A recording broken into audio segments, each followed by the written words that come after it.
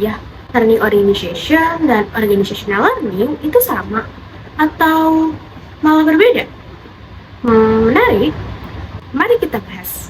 Halo, kenalin, aku Ririn, mahasiswa Teknologi Pendidikan semester 5.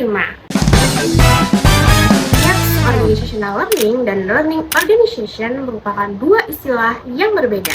Organizational learning itu sebenarnya lebih ke prosesnya, proses sebuah organisasi untuk belajar dari pengalaman, baik itu melalui kesalahan, keberhasilan, maupun dari orang lain. Jadi, kalau ada masalah, organisasi akan menganalisis, cari solusi, lalu memperbaiki cara kerjanya.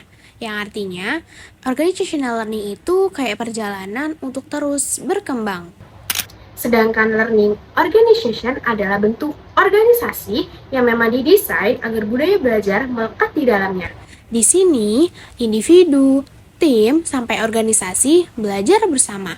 Ada sistem, ada pelatihan, bahkan visi bersama yang mendorong semua anggota untuk terus berinovasi. Jadi, kalau OL itu adalah proses belajar, sedangkan LO itu adalah organisasi yang sengaja diciptakan untuk belajar. Misalnya, sebuah perusahaan transportasi online pernah mendapat banyak keluhan pelanggan karena aplikasi mereka sering error saat jam sibuk. Dari masalah itu, perusahaan belajar. Mereka mengevaluasi server, memperbaiki sistem, dan tambah kapasitas agar aplikasi menjadi lebih stabil.